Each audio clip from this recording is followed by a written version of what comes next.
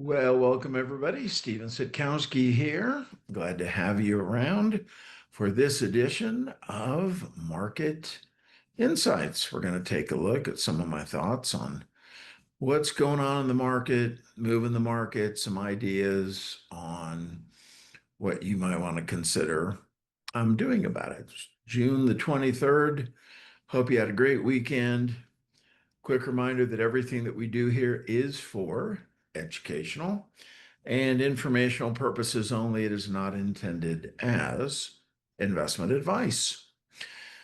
So, what's moving the markets? Well, the conflict in the Middle East obviously escalated. The US chose to get involved and drop some bombs on Iran.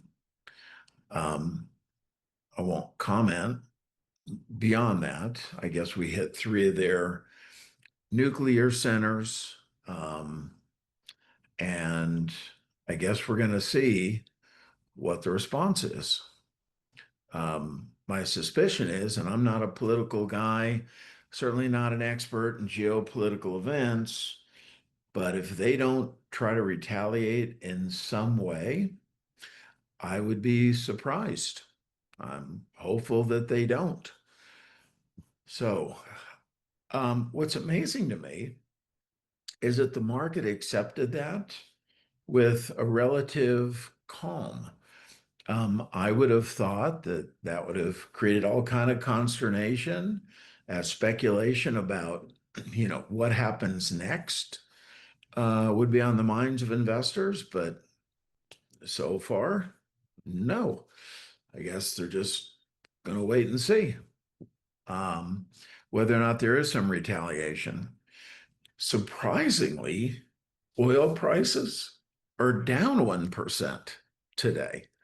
And this is really counterintuitive. Generally, conflict in the Middle East causes oil prices to rise. Now, they have already risen. So they did get a bump in prices the last several days, but not a result of the US action. Consumer spending up modestly in June. It was down in May, so that was a good sign. When you think about the possibility of a recession, generally I look at two things. What's happening in the labor market? Labor market's pretty darn strong. Unemployment's at 4.2%, which is considered full employment. And you need people spending money to keep businesses going, and that's what's happening at the moment. 10-year Treasury dipped to 4.31. There is a fair amount of talk now, and in fact, two Fed governors came out and said that they're now in favor of an interest rate cut. We'll see if that translates. And oil prices came down to 73.08. They were up around $75 a barrel. So lower oil prices, I'd say that's good for all of us. Market breadth for last week, still on the bullish side, but a little less bullish. If you look at advanced decliners, that's slightly negative.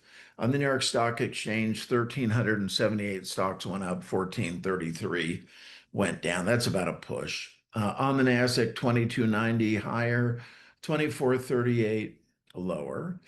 But new highs versus new lows. This is 52-week highs and lows. 137, those are the highs. 106 are the lows. That's positive. And on the NASDAQ, 327 hit new highs, 266 new lows. Again, pretty positive. Last week's winners. So Coinbase was up 27%.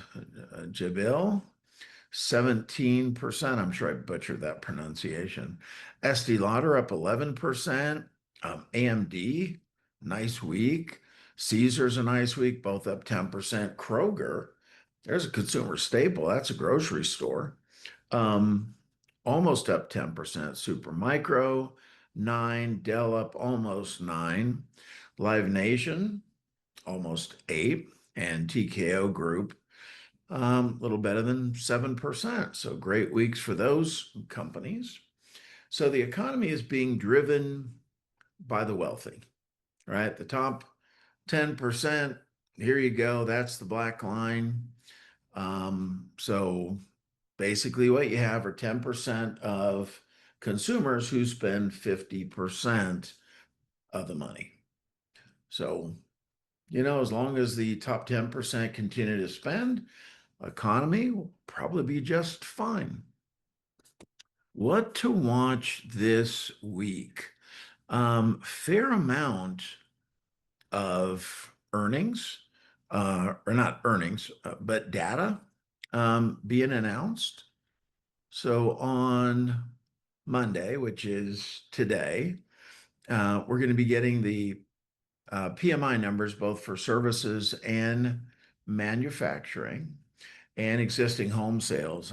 I've got a suspicion that the real estate markets are going to get soft. You've got way more sellers now than buyers. And generally, that's a recipe for prices to start falling. Real estate's very localized, so it depends on what market you're in. Tomorrow, we'll get home price index, some Fed speak, and the consumer confidence number is expected to go up. And then Chairman Powell testifies to the House Financial Service Committee. They'll ask him about interest rates and the economy, and his comments, whenever they happen, potentially move the market. We get new home sales. Look at how they're supposed to drop from the previous month, 743,000 to 689,000. I rest my case. Thursday, initial jobless claims scheduled to come in at 248,000. GDP second revision should be coming in for the first quarter, and some more Fed speak. Friday could be fairly pivotal. Consumer sentiment, the final number, personal income.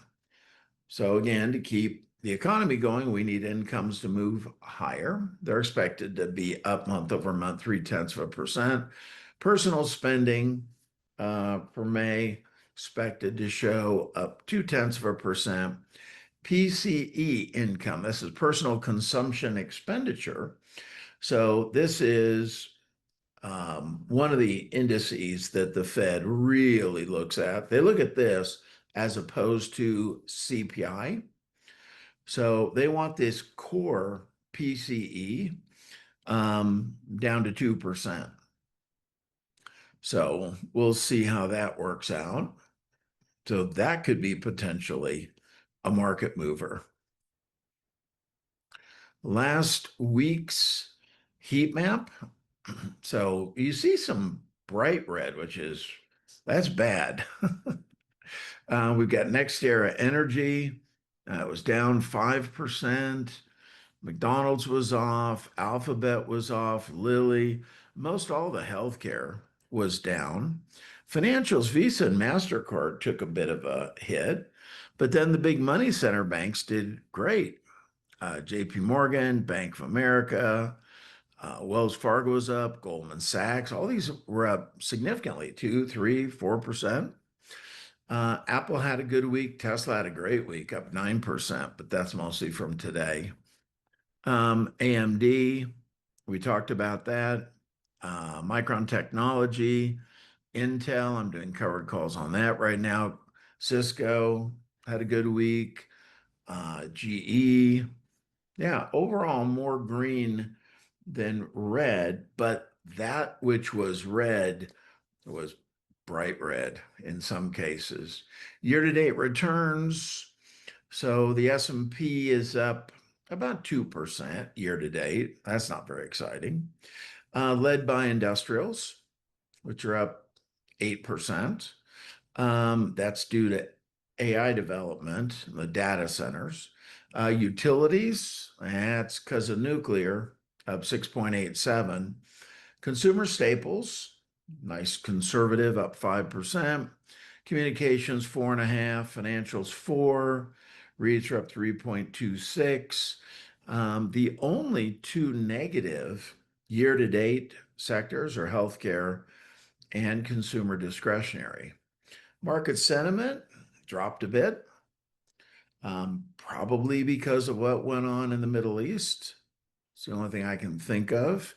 But you can see that bullishness, and this is a forecast for the next 6 months, dropped from 36.7 to 33.2, and bearishness went from 33.6 up to 41.4.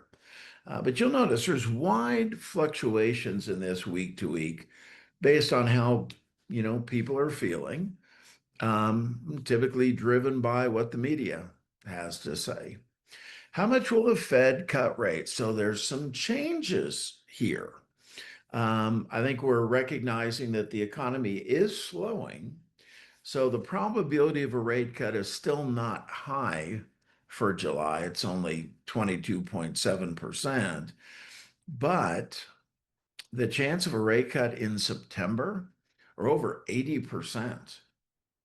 And there's somewhat of a chance that, we might get a 50 basis point cut. I don't see it. Not having watched Chairman Powell, who's the chairman of the Federal Reserve, I think he'll make quarter point moves. But anyway, so we're looking for a rate cut in in September, and another one in October. So if you remember last week, it was September and December. So now they're looking to move that up. Between the two, I'd expect 0.5%. And then another one in January to kick off next year, and 3 rate cuts in total in 2026. Be a major catalyst for the market, assuming everything else is okay. All right, let's take a look at the charts. See what they have to tell us. Well, I thought I had that pulled up. I'm sure I did. But I can do it again because I'm that kind of a guy. Let me log in. And let's find the SPX, which is right here. Wow, it looks like since I've been talking to you, I got to check something out, that the market has made a nice move. Stocks hit highs of session as oil trades into the red despite U.S. bombing of Iran. Wow. Good. Well, made some money. Well, those of us that are participants. So as I look at this 6-month chart, we are kind of back to these levels. So here is our resistance at about 61.50, give or take. You'll notice right in here, right, we started seeing a bit of rolling over. But now it looks like it's going to retest that level, at least for the moment. It does. So, the market is really kind of just looking for the next catalyst. And there's a whole lot of unknowns out there at the moment. Let me look at a intraday chart. Yeah, look at what's happened recently. So this is 11:45 Mountain Time. And I'm not sure what, I got this little puppy and he's about 12 weeks old. Yes, he's the cutest thing on the planet, in case you were wondering. But, I'll put him out in the backyard, let him go wander around a little bit. And it's like all of a sudden he just sprints like he's shot out of a gun for no apparent reason. And so I'll have to do a little more digging on this and see where this big move came from, because I don't think there were any real catalysts, but I'll have to double check, bring that to you next week. So, all right, there you have it, my friends. Hope everybody has just a fantastic rest of the day. And I'll look forward to being with you again next week. Until then, be safe, be blessed, and bye for now.